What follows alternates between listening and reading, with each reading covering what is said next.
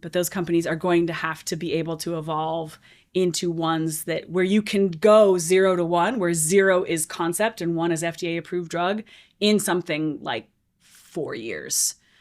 And you're going to have to be able to do it for not $2 billion and quite frankly, not $1 billion and probably not even $500 million. It probably needs to be under $100 million bucks. Like $100 million, maybe even less. Wow. I think we're talking about like a 50 to 100 million all in. That's all you need to go from 0 to 1. So if you think that that's true, given what's happening with AI and given what's happening with China and given what's kind of happening in terms of expectations in order to be competitive, if you believe that that is true, like what can you do as a company to get ready for that? You don't need to be ready in like 6 months, but like it's not that far off. And it's just like no one is ready to have the conversation that like we all need to like alter our expectations. Both speed and cost, yeah. Speed and cost have to go down by like whole digit orders of magnitude. I agree. Like now.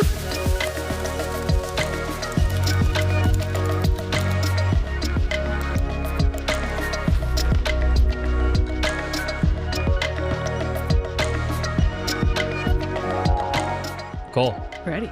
Thanks for joining us. Yeah. Thanks for doing this. Let's start at the beginning of Siren Biotechnology. I know. You raised $6 million, moved into an incubator space with Bayer. And you got your startup running in just a few weeks. That was in the middle of COVID. Tell us the story. How did it happen? So we had this project in my lab that back then we lovingly referred to as like the Universal Payloads Project. Universal Payloads Project. Okay. All kind of founded around the idea of trying to make a single AAV gene therapy that could be used to treat more than one thing. When we started the project, we weren't laser focused like, oh, this is going to be an oncology company. Yeah. This was super academic and was very like, 40,000 feet in the clouds and was just like, could you make an AAV gene therapy that could treat more than one thing? And then fast forward all these years of work and it ended up becoming an oncology project and ended up becoming a company and all of these things. But yeah, I will have many questions about universal gene therapies. Oh yeah. For sure. Yeah. And really like the impetus for starting Siren was COVID itself. And it's not because we were a virology lab and I was a virology professor, like none of that. It was out of like spite and frustration. If folks, close your eyes and take yourself back to like the beginning of COVID. I've repressed where like it all. you just, you just got told on that Thursday, all of a sudden, like, you have to go home and you have to like lock yourself up and you can't come out and we're going to, maybe this is going to be like a whole month. Yeah, don't worry. We'll flatten the curve after a month. Yeah. And we were all like, oh, okay, this is going to be like 30 days and then it will be over. Wasn't that cute? Right. So it was like in that moment, we're just hitting like the zenith of this project. It was just really starting to hit and we had like all these in vivo studies and it was amazing. But a purely academic project. Purely academic. Okay. Like the company was not even in our mind. And then COVID hit and we were like, okay, 30 days, like this will be fine. And then it became like the second month and the third month and the fourth month and the fifth month, right? And we are, or back then we were, a very, very, very like in-person lab, right? Mm-hmm. We were not phoning this in terms of, we have like this big, huge bioinformatic team that can work remotely. Like every single person in the lab was like doing mouse work in the surgical suites, needing to be in the tissue culture room. So absolutely nothing was happening to advance the project. So we were like reanalyzing old data, writing grants and reviews, but like nothing on the project was advancing. It was just completely stalled. And you couldn't get permission to like go back in. Couldn't get permission to go back in unless we said that we would pivot the lab to working on COVID. And I was like, no. Even though like as a virology professor, I'm just like, this is like a BSL-2 agent. It's like so chill. Like, I don't know why everybody's freaking out. Like we can work in this in our sleep. But I didn't want to pivot the lab because I knew if we did, it would be like it would end up becoming like this permanent thing. And I didn't want to cave. So I was like, I don't want to pivot into COVID. I want to keep working on the project we were working on. And so we just like kept saying no. And so we weren't allowed back. Oh, interesting. So only if you're doing COVID research or something kind exactly. of this healthcare. Even if you were a like virology lab, if you weren't working on COVID, you couldn't come back, right? Because we were essential workers only public thing, right? We were a public university and beholden to the state rules, and unlike our colleagues down at Stanford, right, private university just 20 minutes away, they were able to come back because they were able to kind of set their own rules. But we were a public institution at UCSF, and so we were kind of beholden to the state legislative rules and could not come back. And it was like, I think it was like month 6, 7, 8, 9, like don't quote me on the exact one, but many months into this being at home, when the frustration just started to hit this level that was like, this is crazy. That was remember when folks were allowed to start coming back to places like this for like 5% occupancy or 10% occupancy. And it was like, it's like one person could be in the tissue culture hood at a time, and that meant we still couldn't do surgeries on animals because the surgeries actually require 2 people to be present for safety reasons. Oh, yikes! So it's like we still couldn't. It was just like, how do we get this up and going so we could kind of keep back up? And all of my friends that had startups out in industry, they were like, "Oh, well, we're essential workers. We can just come back." And I was like, "What if I just temporarily start a company?" Just so that we could get back to work on this project. So the thought was never like, oh, I'm going to become the next Genentech. We're going to make this huge epic company. It was like, oh, what if we just like temporarily started a company cool to get back to work? Right. And there were incubators like literally on campus and even across the street that were meant for faculty spinouts. And so I was like, well, what if I started a company and kind of talked to some folks in the department, and they're like, you can't use your NIH grant money. And I'm like, yeah, of course. I would have to go like raise actual VC dollars. And they're like, yeah, but that's like a whole endeavor.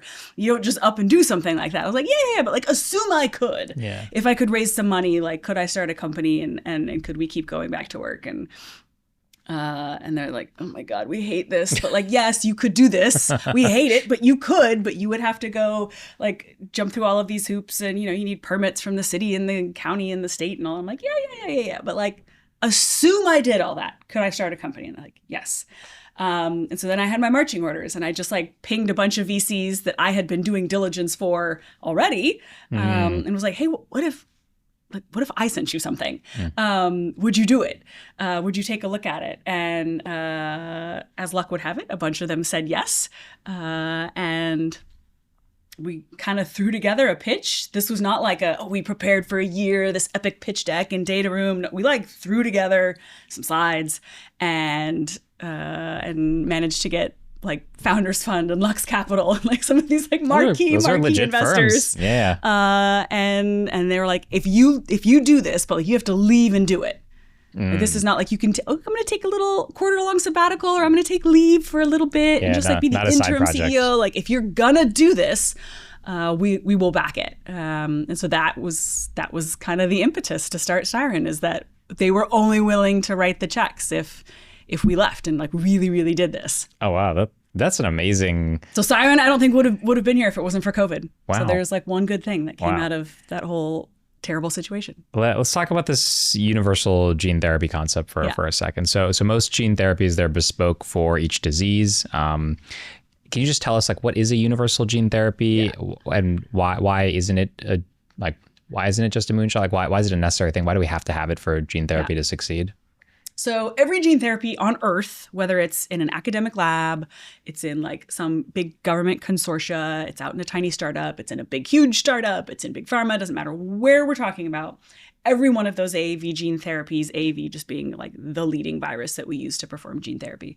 Every one of those on Earth is bespoke for one disease, meaning like, I'm going to make this AAV gene therapy and it treats hemophilia B. And I obviously then can't use it to treat a little girl who has spinal muscular atrophy because like the genetic medicine, the payload that we're putting inside the virus is specific for that disease.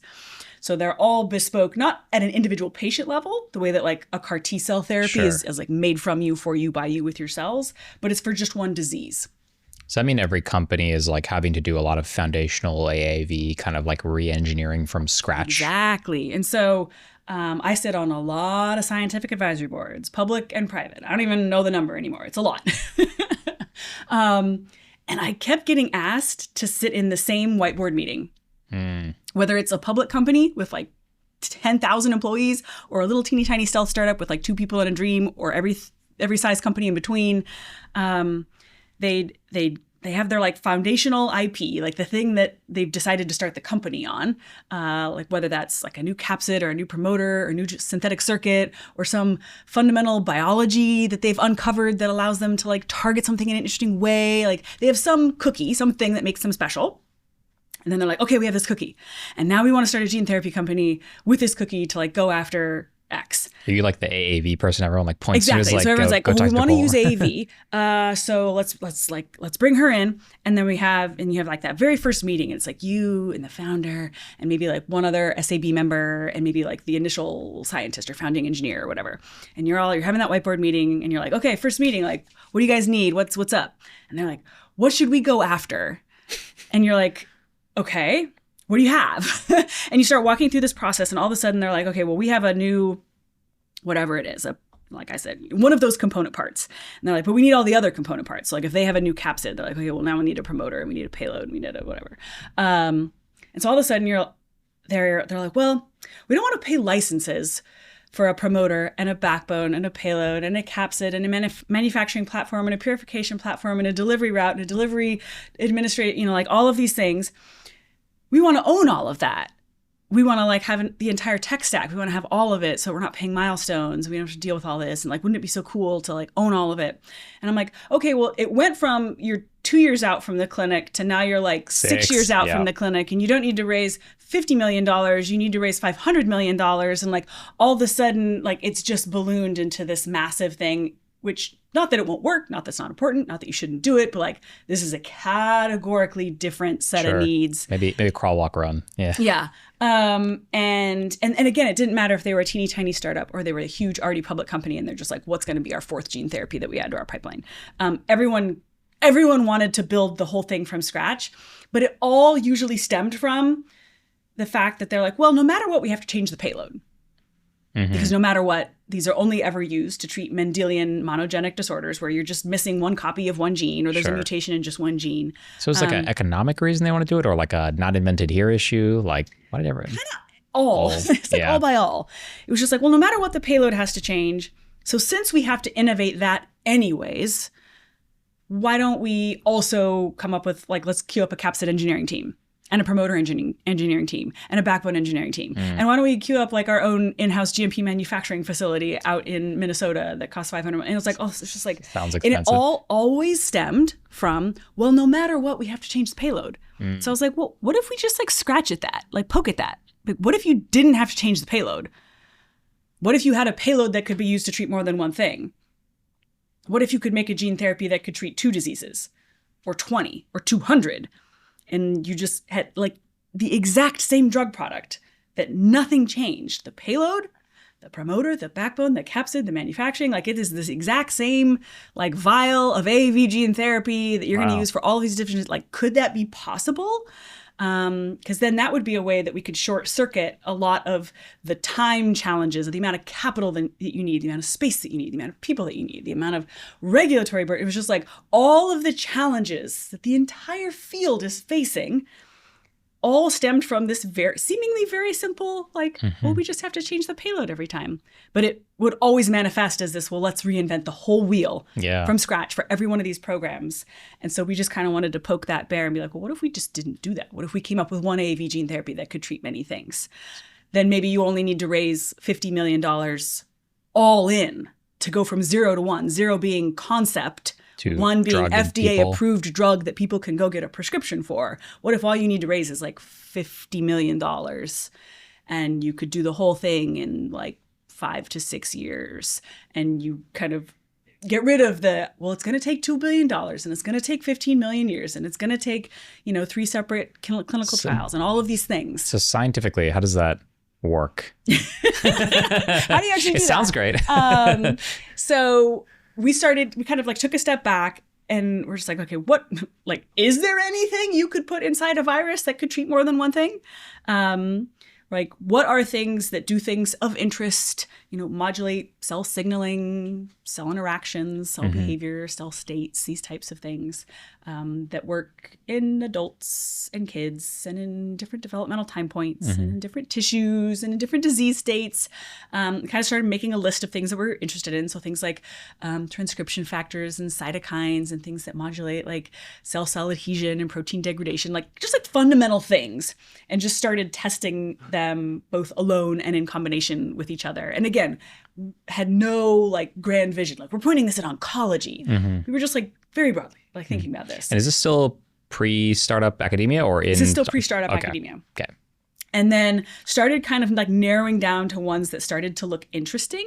And very soon we realized we were very interested in the ones that had cytokines. So we had all these engineered cytokines that we were packaging inside of AAVs. And we're like, man, these are really interesting because they're very pleiotropic, right? Cytokines have activity in like oncology and autoimmunity and infectious diseases and just all kinds of things in the body. And so we're like, these probably have the most legs. And then at that moment is when we kind of decided to spin out. Still didn't have like a name development candidate. Still weren't that far along yet, but realized that like the engineered cytokines and oncology setting was probably a good place. We were just heads down for like 3 years, figuring out like, okay, which one of these, and like, let's start innovating. Since again, we're only going to do this process once, where we do want to innovate on all those component parts, including the payload, and do it once and then not again. Like this is going to be our universal asset. We're not going to queue up 10 assets. This is the asset. And so is the idea just with going back to the cytokines, like is it by playing with like dose and delivery, it could actually treat a bunch of different diseases? Did I get that right? Yeah. So the nice thing about these cytokines, and it kind of, I don't want to say it doesn't matter which cytokine you're using. It obviously does. But the nice thing about cytokines, right? Like they're basically just retraining your immune system to fight cancer. Like your immune system is fantastic. Like as we are talking right now, we both have a tumor. Yep. It's gone. We've had every day of our lives, Yep. right? It was an individual cell, and your body is doing like basal background cancer immunosurveillance mediated by the healthy cells around that tumor cell that are sending out little cytokine signals to your immune system and saying like, come run an investigation on this like super suspicious guy over here. Yep. And your immune system's like gets that little signal, that beacon, that siren, hence the name of the company. And it comes to the site and it's like, I agree. I ran an investigation. I don't like this cell. It's suspicious. I'm going to chew it up. So you can use these as tools to kind of re-engineer your immune system, and basically just using viruses as the delivery truck rather than delivering cytokines themselves, which have a half-life of like single-digit minutes in some cases. The virus itself has no anti-cancer activity. Yep. It's just an engineerable FedEx truck to deliver packages, and the package happens to be the cancer drug. I love that. So you've built your career chasing kind of bold ideas that people might not always touch. So I heard in grad school, your PhD advisor warned you not to go into gene therapy. Yeah. I think it might have been a moment. Gene therapy's had some moments where it's not been as popular. Yeah, it was not popular. Yeah, that's for sure. Instead, he tried to tell you to work on stem cells, which were all the rage at the moment. Oh, yeah. But you went and found funding for gene therapy anyway and started a gene therapy project anyway. Like what gave you that conviction? What's your secret to spotting opportunities early and winning over the skeptics? So that was an interesting story. So my undergrad was in medical microbiology. So I was already super pumped on like the concept of studying viruses. But that was more like, let's study like hemorrhagic fever viruses. So things like Ebola and Marburg and just like these, one in a zillion rare viruses that are just super fun, not to get, but to study. You don't want to get them. It'd be awful. But was already kind of a virologist at heart, and knew I wanted to do something with that, and then joined this lab and was kind of already enamored at the idea of using viruses as medicines. Had like read a little bit about gene therapy and was just like, this just seems so cool. And this was they're so engineerable. We're talking like early 2000s, mid 2000s. Yeah, so this is like early 2000s. So we've kind of had our first gene therapy false start, maybe a couple false starts already at this point. Timing-wise, there was stuff happening in academia, but there wasn't really a lot. There were no commercial gene therapies yet, but there were companies that had were kind of existing, but they were kind of stealth. It was not like a big thing yet. So like, for example, the big gene therapy society, the American Society for Gene and Cell Therapy, it's now called Cell and Gene. Yeah. Geez, it sounds weird. It doesn't roll off the But tongue it used the to same be way. American Society of Gene Therapy. So it used to be ASGT, and then we added the C like decades later. So back then, ASGT was a thing, but it was like 300 people. Got it. Now it's like 10,000 or something. Was it like viewed as like a fringe academic thing at the time? It was just like, academics being academics. Like they're just geeking out. They're doing cool stuff. They're geeking. And I was really enamored with the idea of using viruses to do something cool, maybe something that was a medicine, and knew that gene therapy roughly existed. And I joined this lab, Marcus Grumpy's lab at OHSU, and he was like director of the Oregon Stem Cell Center and like the stem cell advisor to the president of like the United States. It was just like stem cells, stem cells, stem cells. So it's funny that the president has a stem cell advisor. And, it was just stem cells are life. And I was just like, but what if I did something with viruses? And he's just like, no, like we're a stem cell lab. What are you talking about? You work on stem cells. It's the coolest thing on earth. Why wouldn't you want to study stem cells?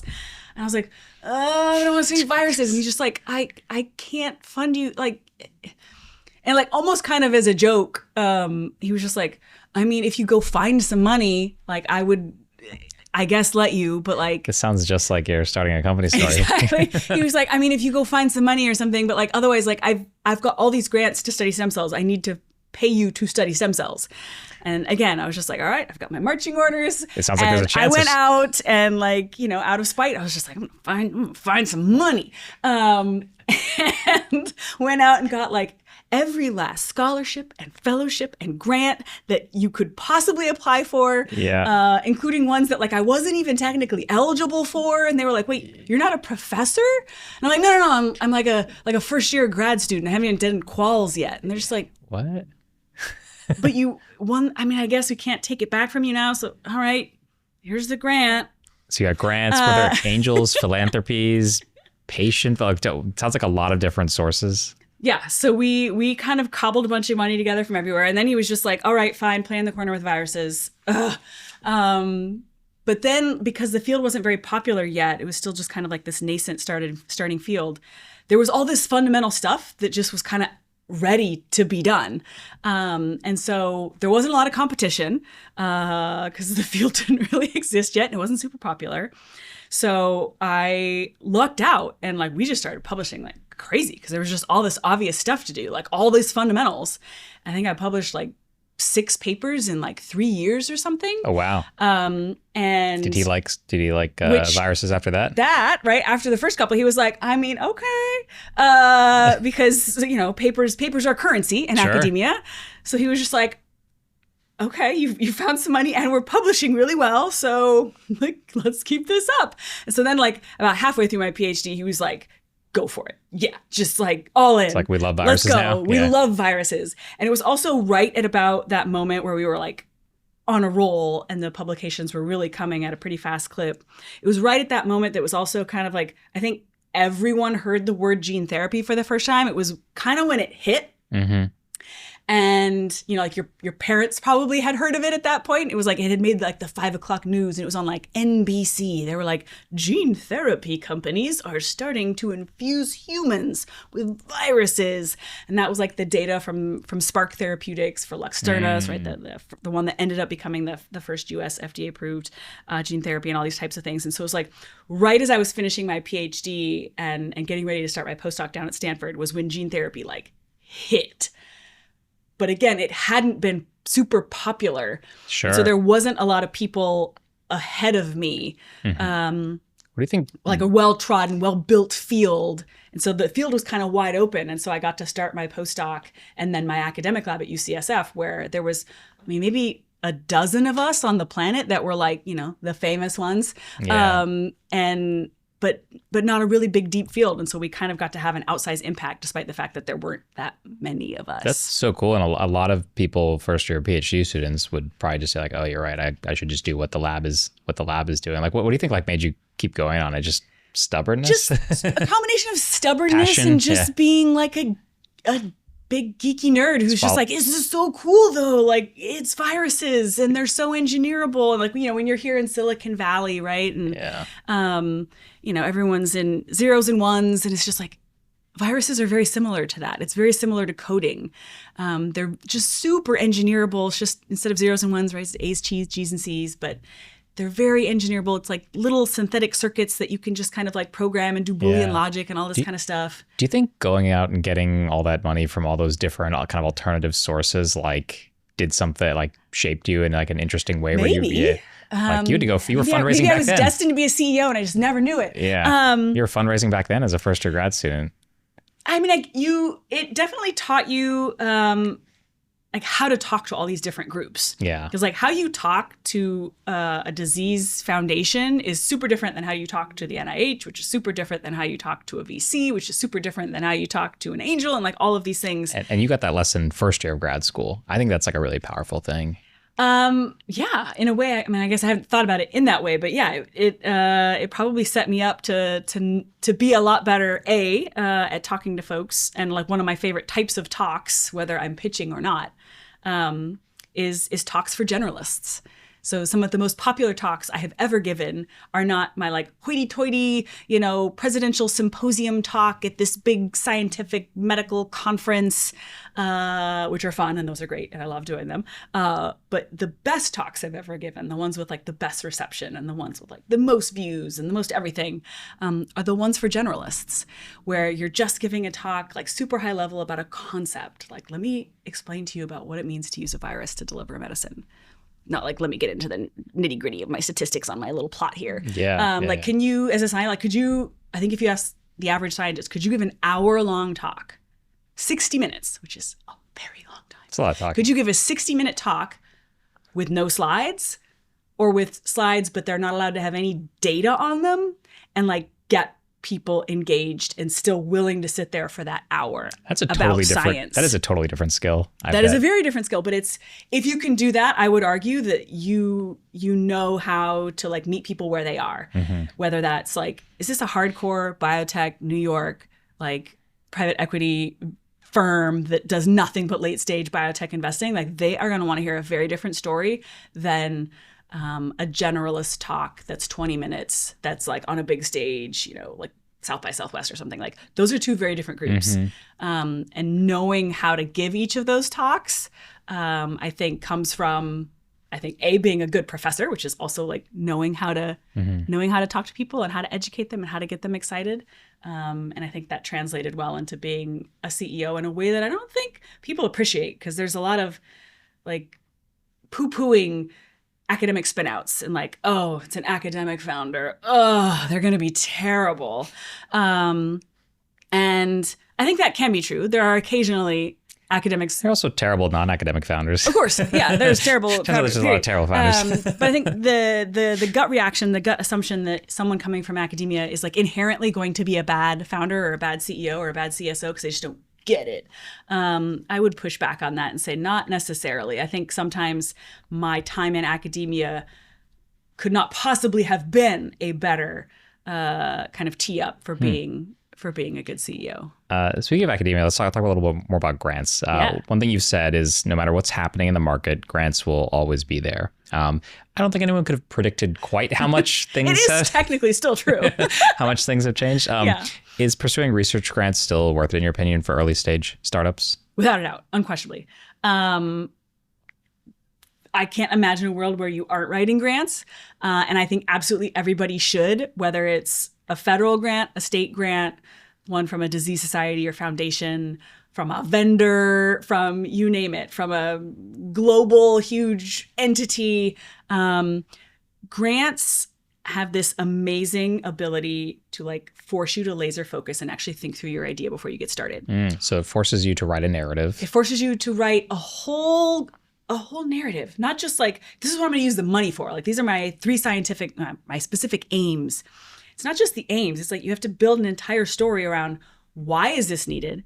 Why is it important? Why right now? Why am I uniquely suited to this? And then also all the nitty gritty, like here are the exact experiments I'm going to run, and here's like the study designs and the numbers of animals and like the reagents I'm going to need. Actually not that different from like a pitch deck. Yeah. Exactly. But like a way more nuanced detail, right? It's an entire data room, but in grant form. Mm-hmm. So it's a narrative story of like an entire corporate pitch. Like, tell me your 5-year, corporate plan, but like written in a different way. It's written in grant form. So you're saying like always applying for grants is a good way of just like forcing you to do that thinking exercise and keep updating the company's kind of Exactly. narrative. So like, when someone asks me like, what would you, what's going to be your use of capital? And I'm like, I can tell you down to the dollar what I'm going to be using all of that money for, because I've actually spec'd it out, not just theoretically, like, oh, I've heard that running an IND enabling animal study costs $2 million. No, I can tell you because I've quoted it out with the exact vendors we would use, and I know the exact study designs, and I know the exact number of tissues that we would harvest and at what time points. And like, it just gives you a level of granularity that is kind of impossible to do without having done that exercise. And it also allows you to see blind spots, not just in the experiments, but for your company. It's kind of like like even in academia, right? The best papers are the ones like you pre-write the paper before you start. Like think to the end. Yeah. These are my figures. What are the figures going to be in this Nature paper? Everything else is just noise. And it might be something interesting, but I'm not going to go down that rabbit hole. I'm going to stay laser focused on what I actually got to do, particularly in this market where like, ain't no one going to give you money to run your cute little side experiments. You got to stay laser focused on like, what are the near term de-risking milestones you got to do to like keep inching this thing towards the clinic. And I think there's no more clarifying thing than writing it all down. But rather than like journaling it, which isn't going to do you very much, you might as well write a grant and get some money for it. Maybe you'll get some non-dilutive money. I mean, I think we're up to like maybe $5 million that we've brought in non-dilutive money already to date. That's amazing. That's very high ROI so it's journaling. Like a lot. Like that's like a meaningful amount of money. If it was $50,000, it's like, okay, that's not even one animal study. $5 million but like $5 million is like that's a seed Series A for most companies. You can do a lot with $5 million. Totally. Let's talk about crowdfunding. Yeah, so crazy stuff, fun stuff. Earlier, you became the first therapeutics company maybe ever to crowdfund. You might be. Yeah, and you raised $1 million in the first week. Also, a substantial sum of money. And I think it's like 2.5 million total just pulled in from it. And consistently in one of the top raising campaigns nationwide across all industries, not just biotech. Yeah. You already have sort of like, I don't know if blue chip is the right term, but like very legitimate investors like Founders Fund and Lux who invested, and not a huge precedent for doing this in biotech. Exactly. And honestly, like in some people probably have like a slight negative perception of crowdfunding. Absolutely. Like, why'd you do it? Why was it so important to you? Exactly. So it kind of happens in tech, like Silicon Valley tech, but definitely not in biotech. So a private company can raise up to $5 million every 12 months from non-accredited investors just every year. That's like totally allowed for a private company to do. And like, I just categorically didn't believe it. Like, had to call our corporate counsel. I'm like, am I going to jail if I do this? this? Is this really a thing? Like, can you do this as a private company? And they're like, yeah, it's just not done. It's just not normal, but it is a thing you can do. And I was just like, well, I am just, we have to run this experiment. Like, now the scientist in me was just peaked. I was just like, did you feel like there were like $100 bills on the ground? Or like, why isn't anyone picking them up? Kind of. I was just, well, I didn't know if it would work. Cause again, there wasn't really a path of like card carrying therapeutics companies. There are many companies that have raised using this platform and this mechanism called RegCF, but they just weren't therapeutics companies. And it was really about just kind of running the experiment to see, could anybody be interested in a therapeutics company given the kind of timelines? And kind of the second order layer was, man, wouldn't it be cool if we brought a bunch of patients onto the cap table? And I say this with all the love in my heart for our institutional VCs, like, love you. None of this would be possible without you. Super thankful for all of them. But if you asked me, like, who do you want on your cap table? And I'm like, I would want like patients. I would want the people who are going to be there with you no matter how dark and scary it gets, because they're like, we personally need this to work. Like, I am going to back you and be here and excited for you. And like, we will figure out a way, like, you know, whatever, you hit some roadblock, there's some regulatory challenge, there's some... They will be long-term believers. You know, it's the long-term believers. Like, they are in it to win it because it matters to them personally because they have that disease, whether it's, you know, cancer or cardiovascular disease or diabetes or like whatever it is. Like, they personally want this to work in a way that no VC could ever, you know, kind of personally and kind of intimately have that kind of conviction. So I was like, I think it'd be really cool to bring patients in on the cap table. But I had no idea, like, would they be interested in this? Would they be offended by this? Like, what? It's like too much of a conflict. I don't know. Yeah. So I really wanted to just run the experiment and be like, would this totally hit and be really cool and people would be excited by it? Would patients be excited by being given the agency to actually have a say? Like, these are real preferred shares. This is better shares than I have common. Like every other employee, like we all have common. Like, these are preferred shares. And it sounds like it was a hit. Exactly. Yeah. And so I was like, let's run the experiment for just like a little bit, like a few months. If it works, we'll go all in. If it doesn't work, we'll just like quietly wrap it up and kind of like just not talk about it. But it worked and people really liked it. And so it was like, now that and it's still going, but now that we're like on the other side of it from the perspective of like, now we definitely know that it works. Now I go tell everybody about it. I'm like, guys, cool. There's like a whole other thing you can do. I mean, you're still going to need institutional VCs. Yeah. This is still an expensive business. But this is like an additional thing you can do in addition to writing grants and in addition to talking to VCs and doing all the normal stuff. This is a third thing you can also do. That's so cool. Yeah. Like, more biotech should do this. Exactly. On the flip side, let's talk about the institutional VCs. Like, you, in addition to Siren, obviously you said you've been on a lot of scientific advisory boards. Yeah. Like, what have you learned about what institutional investors look for in biotech companies, especially as the market's changed? I think there's how I would have answered that 5 years ago, and there's how I would answer it right now in like this unbelievable market that we are having called 2025. Unbelievable. That is a good adjective to describe it.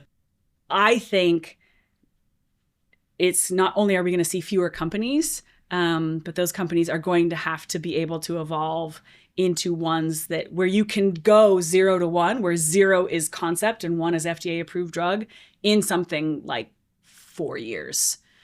And you're going to have to be able to do it for not 2 billion and quite frankly, not 1 billion and probably not even 500 million. It probably needs to be under $100 million, like 100 million, maybe even less. Wow. I think we're talking about like, you know, like a 50 to 100 million all in. That's all you need to go from 0 to 1. So if you think that that's true, given what's happening with AI and given what's happening with China and given what's kind of happening in terms of expectations in order to be competitive, if you believe that that is true, like what can you do as a company to get ready for that? You don't need to be ready in like 6 months, but like it's not that far off. Yeah. You should probably start thinking about like, okay, what can we do to get closer to that reality now so that we're ready? And I think, yeah, it's a wholesale reimagining of, and not everybody's ready yet. Not only are the companies not ready, the people who invest in them aren't ready. I still get asked, right? I do a lot of diligence. I still get asked to like review decks where they're like, you know, review the science on this. And I'm like, okay, here's my thoughts on the science, XYB, blah, blah, blah. And I'm like, oh, what are you going to value? What are you going to value them at? And they're like, oh, well, we're going to put this number on it. And I'm like, how'd you get to that number? And they're like, oh, well, you know, we did these comps. And also we put in for our little NPV analysis, that they're gonna list their gene therapy for $1 million. Everyone's still doing an NPV of $1 million. And I'm like, by the time this gene therapy is ready to hit the market 6 years from now, there is no way on this blessed earth that it is going to get to have a list price of $1 million. None. No one's going to pay for that. 0. Yeah. The first 20 or 30 gene therapies will get to do that, but the 300th gene therapy will not. It has to get cheaper. Yeah. It has to get cheaper. That's how technology works. And everyone's like, well, but someone else's company will do that. This company won't. It's still going to have an NPV of $1 million. And you're just like, guys, your model has to change. So it's not just that the founders still haven't like accepted it yet. It's like all the VCs and the bankers and the private equity firms and just like the whole industry, all the vendors are still assuming they can charge X dollars amount for a bottle of media, for a GMP run, for a da-da-da-da-da, because no matter what, the company can pay for it because they're going to raise $1 billion because they're going to get to list. And it's just like, no one is ready to have the conversation that like we all need to like alter our expectations. Both speed and cost, yeah. Speed and cost have to go down by like whole digit orders of magnitude. I agree. Like now. And these are very uncomfortable conversations for people to have, and they're just not ready to have them. And I would argue that like that is the conversation we need to be having. That's a very interesting one. You've been super capital efficient from what I've heard. We're nuts. And if I understand correctly, you are heading to almost at the clinic. And how many full-time people do you have? 6. Okay. That's a shockingly low number. Yeah. How do you do it? I think that's the new normal, though. That's what it's going to need to be. How does one get to the clinic with 6 people? And how can more biotech companies do that? You are brutally efficient. Okay. And this is not like we're just farming this in and we're all remote and everything. Like we have a lab, we have people who are doing things, but we only do things that we are uniquely qualified and like we must do. Like it has to be in-house at Siren. What's an example of something you do that you outsource that a lot of people would do in-house? I'm guessing you're very smart about when you get a vendor to do something. For the most part, we do things in-house that like we want to eventually tech transfer, but that we want to make sure it's perfect first. Yeah. And we do those things in-house. And obviously any like discovery type things like that's happening. Sure. That's happening with us. But for the most part, everything else we want to outsource to a CRO, a CDMO as soon as possible. So like get it perfect inside Siren and then tech transfer it out to a CRO or a CDMO as fast as you can. Do you think companies keep this stuff in-house too long? We'll get the CDMOs I think they keep stuff after in-house IND. way too long. And I also think they try to, again, this has to do with like why we're doing a universal AAV gene therapy. They want to own everything. They're like, well, I want an in-house capsid engineering team and an in-house promoter engineering team. And I want to come up with, my own electronic lab notebook, because I want to own everything. I don't want to buy anybody's license for anything. And I want to own the whole tech stack. And you're just like, bless you. No, there are people who are much better than you at doing all of like, let the people who are pros do the thing they're pro at. You do the thing that is so special and uniquely you. And only that. And everything else you should be outsourcing or like licensing or like getting permission from or doing a collab with or whatever. And like, don't try to be everything. Move as fast as you can in like this narrow little thing and just like get to human data as fast as you can. What are the roles on your 6-person team? So we have me. I am the only C-suite. So I'm like all the C's. Technically, I'm just CEO, but I'm all the C's. By the way, I love that because that's a ton of burn. Typically, by the time for sure. Oh my God, C-suite. Like they're the worst. I mean, they're the best, but they're the worst. Can't live without them. Can't live with them. Like one of the like back to the question you just asked me, like what is a way that you can tell that like a company's going to succeed or fail? If I get a deck, and it's usually from the same VC firms, and I'm not going to name them. Bless them. They're great returns. LPs continue to invest in them. But if I get a deck from like one of these big hoity-toity academic lab spinouts, and like they list the team slide and it's like a brand new, right? Like the company does not even exist yet. They are raising money to get this company started. And there's a fully built out C-suite. And they're like, here's our CEO and our CSO and our CMO and our CTO and our CPO and our CFO and our CBO. And I'm just like, what? The first 10 hires are all C-suite? Yeah. Before you have scientists, before you have space, before you have like even a concept of kind of what you're even doing. Why do you need a chief people officer on day one? Like much love to chief people officers. They're super important. But for like 10,000 person companies, not 30-person companies. Sure. And then you'll need VPs and directors. And like you don't need any of that. And it's just like, that's one of the number one ways I know that like, if this company were public, I would short them in a minute because like it ain't gonna work. Like you just don't get what it's gonna take. Same thing around like if they ask you like, oh, would you be willing to be on our scientific advisory board? And then they send you like this gift package to try to incentivize you to say yes, and it's like got like Arc'teryx jackets in it. And I'm just like, no.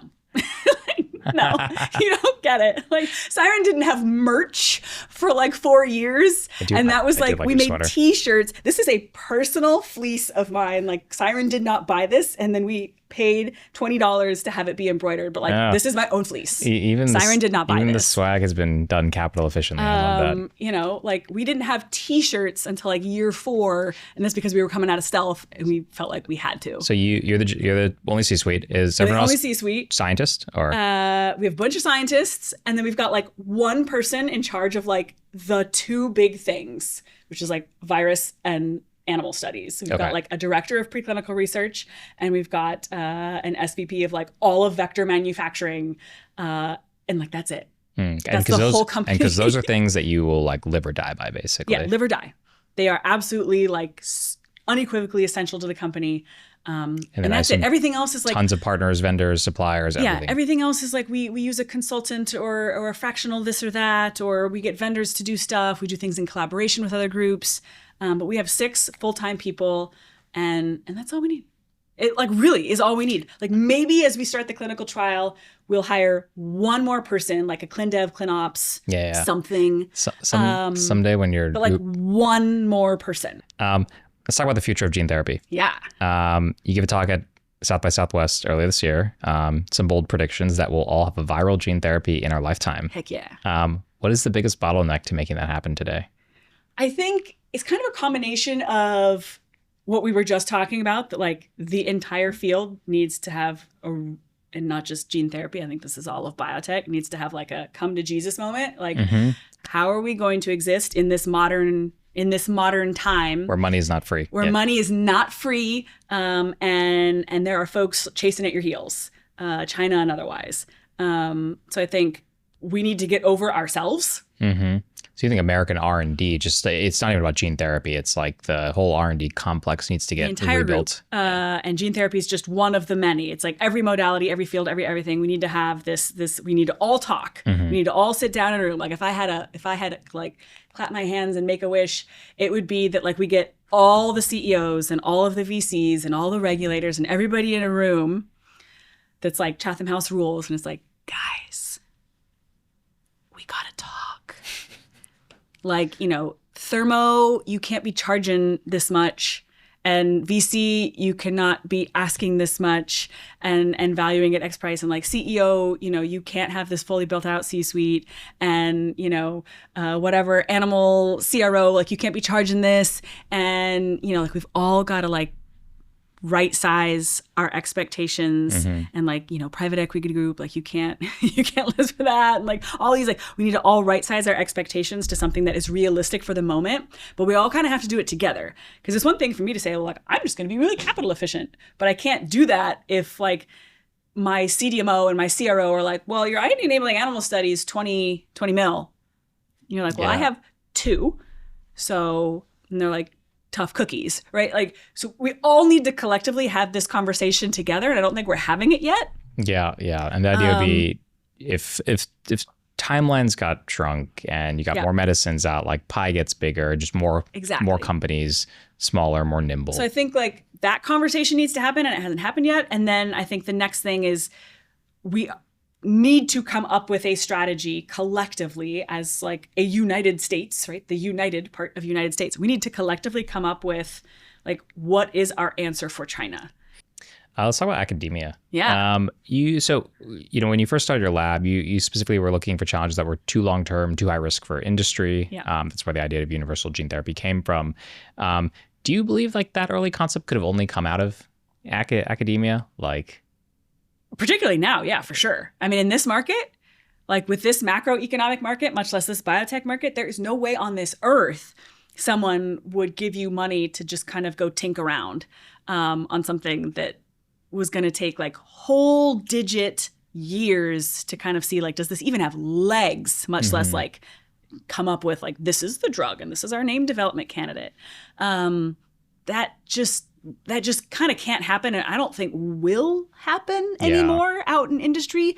You used to have like the mega rounds where you'd get this huge company and they'd announce, we just raised $400 million, and it was just like a Series B. I I don't think those are going to happen. Like, you need the time that academia is in order to really flush out like the big leaps, not like the incremental things. Like, industry is great for like, we're going to take this idea and now we're going to advance it. We're going to take this idea and now we're going to advance it. So it's like these incremental things. Sure. But you kind of need the blessing that time is, that academia gives you to really like tinker. Yeah. Just like, have like you're a 1800s professor with your jacket with the leather patches, and you're just like, you're in the lab and there's classical music playing and you're just like, I am going to invent and discover and have this like this pure, unadulterated, beautiful moment. That's a very romantic view of academia. You need academia to do that. In industry, it's just like, go, go, go. Talk to me about leaving academia. Yeah, like that's a wild decision. It is, I'd say, especially as a professor, kind of like maybe a little less so today, but like kind of looked down upon, a little for sure, a lot looked down on, little taboo. Like, how do people react when you said I'm out and doing the company thing full time? A lot of people were just kind of like, wait, what? Like, why would you do that? Why wouldn't you just sit on the scientific advisory board? Why wouldn't you just chair it? And keep spinning things out. Why wouldn't you? Was that ever an option to you? Like, talk me through the decision-making process. It wasn't. And it was a very, very, very purposeful decision. Some people can do it well, right? There are the big famous labs, the David Liu's and the George Churches and Feng Zhang's and these types of groups. There are some labs that do it well, but I think the vast majority of labs do it piss poorly. So they are 3 standard deviations away from the curve. They are not the average academic lab that spins out companies. The average academic lab that spins out companies, I think, does it in a horrible way, where you have this conflict of interest situation that starts brewing, where now you've got a professor who's both spun it out and is a founder, probably sits on the scientific advisory board, obviously, might even have some interim role, because they can't have a full-time role, but they could have an interim CSO or something role at the company, but they're still also a professor. And so now, like, you have this like challenge of obligations. Yeah, where you've got like scientists over here at the company, and maybe you're paying that scientist, $130,000 a year to work on things that, like, they got to work. Mm-hmm. It's a lot more like brutal. Like, you may not publish, you may not go to meetings and talk. It's just like, get something working and move it forward. But then you got this group over here, and these are like your students and your trainees and your technicians in these groups. And like, you might only be paying them like $40,000 a year. Yeah. And they need to publish and they need to present at meetings for their own, career advancement and to like graduate and all these types of things. And so what do you do if you have a student who discovers something that is negative for your company? What do you do? Yikes. Like, that's a really challenging position to be in. And I've seen way too many times where you get professors who are like, well, let's just not present that. Let's present some of your other work.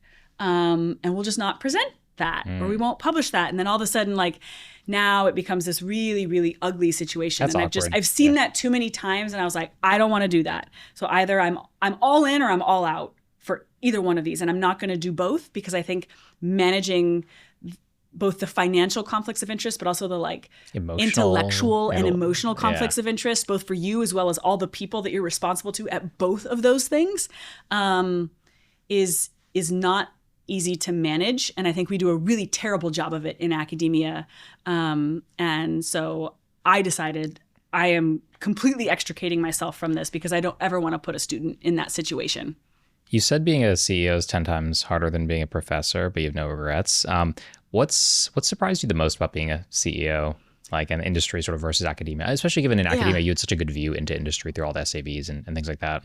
I think it was surprising to me simultaneously how it was exactly the same as being a professor, and also 0% the same as being a professor at the exact same time. Unpack that a little for me.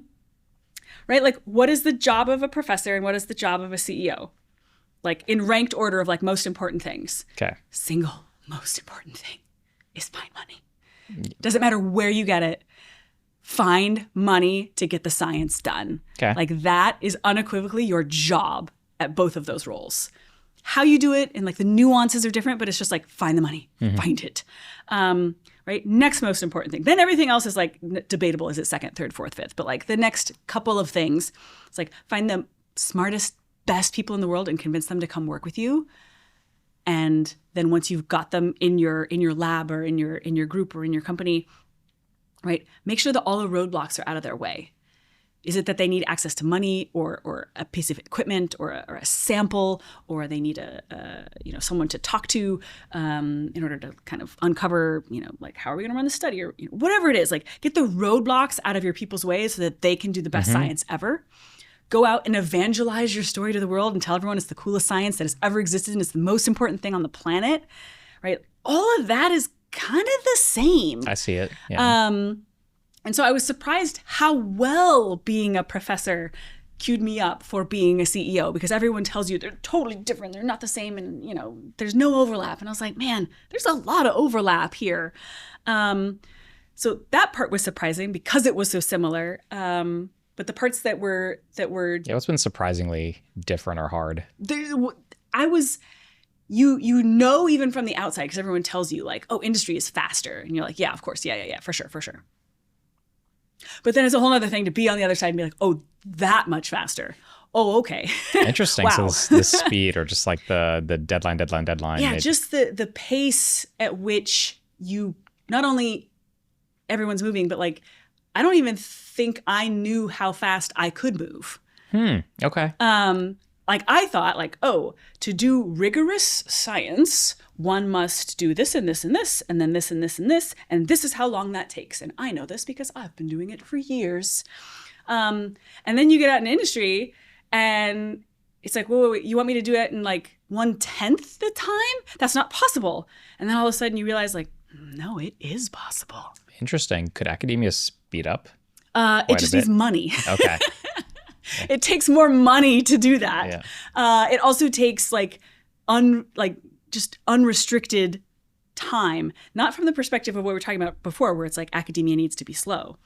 That is true and needs to happen and needs to stay. But it was more like, right, in academia, you just have all these distractions. Sure. Yeah. You got to teach courses, and you got to sit on committees, and you got to like review someone's PhD thesis. And there's just like all this stuff you got to do. Whereas everyone at your company's same thing. It's just laser focused. Do this one thing. And so when you don't have like all these committees and all this bureaucracy and all these layers and middle management, it's just like, no, you are just like laser focused on this one thing, and you're just all, and like, it's a team sport, finally. That was a big adjustment. Like, everyone feels like they want to say that academia is like, we're in this together and the lab is working on this cohesive idea and we're putting it forward. It's like, no, it's super brutal, cutthroat, 1v1, first person shooter. Like, it's very individualized. Yeah. And it's like, this is my slice of pie, and if I have it, you can't have it. It does feel a little more sort of zero sum in that sense. Yeah. And then you get out in industry and it's like, no, like, we really are just like a team, and like, we live and die together, and like, we're all going to work on this thing together. It was just so much more fun. Not just because we had more money than we had in the lab, but it was just more fun to really, really, really be on a team, work together and to mean it. I love that. And it was also fun to be able to pay people more. Not like the snooty executives, because again, I'm the only C-suite and I don't pay myself well. Everyone in the company, like, other than I think like 2 people, makes more than me. It was fun from the perspective of like, right, you just came from a situation where like there's strict limits on what you can pay people in academia, right? Like, a grad student can make this much, a postdoc can make this much, right? This is set by federal grants, and you're paying them with now federal you're in the grants. free market. And now you can pay people, and it's like, you could take a situation where like someone was over here and you were paying them like whatever, $45,000 a year in San Francisco, right? It's just like, you need to live with 10 people to be able to even make rent. And then you could take that same person and you could move them out into industry, and all of a sudden maybe you pay them like $145,000, $100,000 more. And people say the sweetest stuff when that happens. No one's like, I'm going to go buy a Porsche. No, they're like, oh, I'm going to get my dog's hip fixed. I'm going to get braces because I've been really nervous about my teeth. I'm going to get my mom, she needs her car fixed. It's just so nice to be able to pay people to like not be destitute poor the way that they are in academia here in San Francisco, where it's super expensive. So, like, great pitch for that academia. was like really awesome. That was like the warm fuzzy. I was like, this is great. I like being a CEO. Amazing. You walked away from a dream job and basically took a leap off a cliff. Were there any like risks that it's like a superpower of yours from what I can tell? Like, how like, have you taken any big risks that haven't worked out? Oh gosh, my anti-CV is 10 times longer than my CV. Oh, anti-CV. I like that. I've never heard that before, but it's yeah. It's like exactly all the things that you didn't win, all the things that you applied for and didn't get, right? The papers that you submitted that didn't go anywhere, the grants you didn't get, the awards you didn't get, the whatever, like all the things you didn't get is at least 10 times, maybe 100 times longer than my CV, which like looks so shiny and sparkly and wonderful. And oh my gosh, she's achieved all these things. But it's like the number of things I have not gotten is so much longer. Like you have to have thick skin and you have to be okay with people just telling you to your face, like, this is a terrible idea. Like, I do not want to fund this grant, or I do not, whatever. I do not think you are ready for this award. I do not think you are ready for this plenary talk. I do not think you are ready for this grant. And just saying it with a smile and looking you like right into your soul and just being like, no. Maybe that's the lesson of people should, like, okay. if they haven't heard that a lot, people are not taking enough risks. Yeah, you're not taking enough risks if you're not getting told no a lot. Amazing. All right. Final question for lightning round. Yeah. You've talked about how like you really understand like funding founder-led companies right now, just because of the level of obsession it takes to bring an idea into reality. Like, what advice do you have for a scientist who has an idea that some people are telling them are crazy, that maybe no one else wants to touch? Yeah. I think you need to do two things, a positive and a negative thing. The positive thing, right, is kind of like we were saying earlier, you just have to get comfortable being uncomfortable. Like, you've just got to get used to the idea that like the vast majority of people aren't going to like your idea, and that's okay. Because if every single person you talk to is like, oh yeah, of course, then that's also not a good thing. That's not a good thing, because it means you're working on something boring and something incremental and something that's obvious, and you're probably going to get gobbled up. And like China's probably already working on it, and they're about to announce clinical data tomorrow. Yeah. So like almost based on like first principles, if everybody thinks it's a great idea, it's probably boring and probably incremental. So just, it's okay that not everyone is going to love the idea. You probably have to talk to at least 100 VCs before you get even one term sheet. And at best, you will get one. More likely, you will get zero. But at best, you will get one, right? So you can take all the cute books you've ever read about the past, about like how to raise venture capital, and you're going to get competing term sheets, and then you're going to pit them against each other and to get improved terms. No, you ain't, baby girl. No, you ain't. You're going to get 0 or 1. Just get the money and get to work, and you can worry about valuations and stuff later when it all works. But like, get you a 1 term sheet at best, and it's going to take 100 VCs in this market at minimum. So just get comfortable being uncomfortable, and like, it's fine. But the right, that's the angel. And then the devil side is like, you also need to like talk to some people that you trust scientifically, and just make sure that the reason nobody likes it is that it's actually a terrible idea. Like, it's not possible, right? Like, make sure there's a chance it actually the like is a bad scientific idea. First principles are there, that like you're not trying to say 1 + 1 = 3. Like, make sure you're not missing a fundamental thing, and everyone's just too polite to tell you that like, oh, that's actually not possible. And that's why no one's giving you money. They're just too nice to tell you that like this actually isn't possible, or someone else is already actually doing it. Okay, so if everyone thinks it's a good idea, bad. And if everyone thinks it's a bad idea, also bad.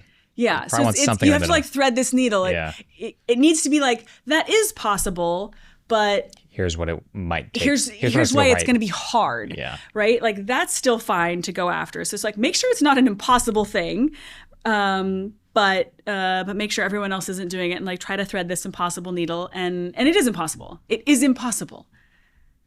That's good advice. So, but it's okay, like that it's impossible. So better to know now. Yeah, better to know, and just just get comfortable being uncomfortable, and it's going to be okay. And it's okay if it all doesn't work.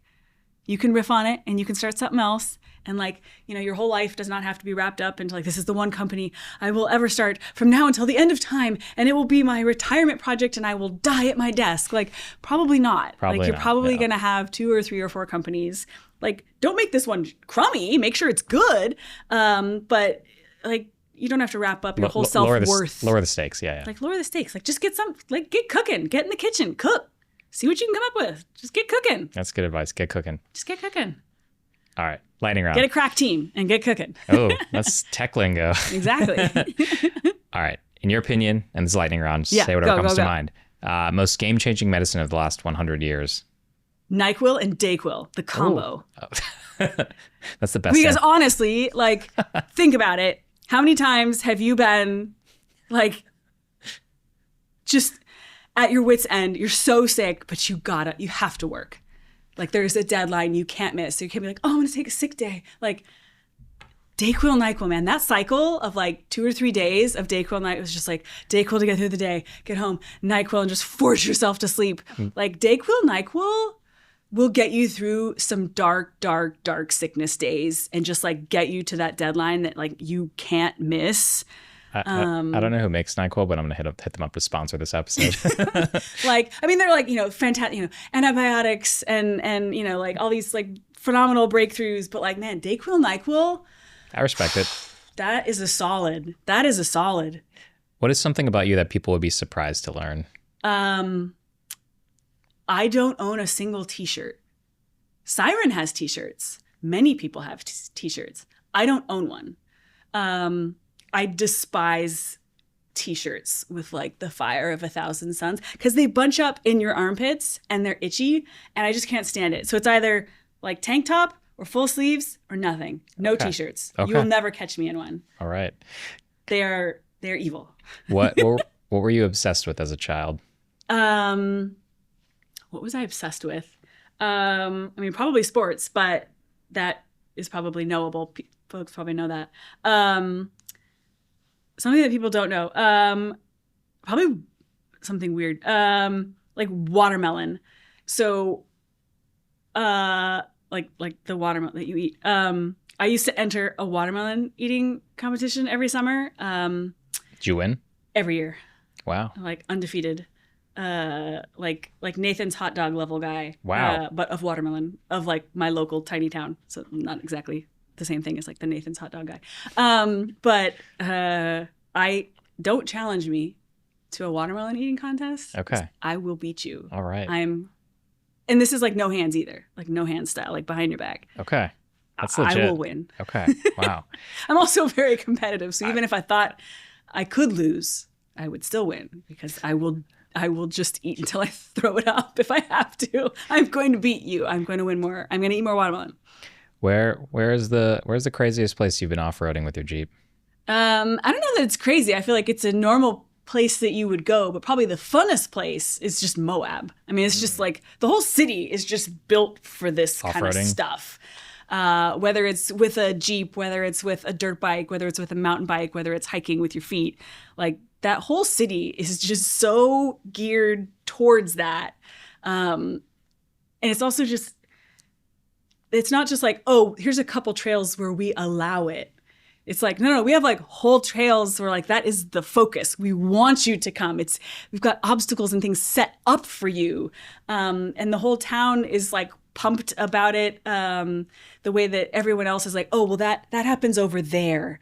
We have one trail where we'll let you go off-roading as opposed to it's the way like of life there. It is like a blessing and we want you to come. Like everyone in Moab is like, come. If you build it, they will come. Everyone in Moab is just like, bring your crazy stuff, whatever you got, whatever you've gotten set up, bring it, and we want you to come. So like Moab for sure. The best. I love that. Who should we interview next?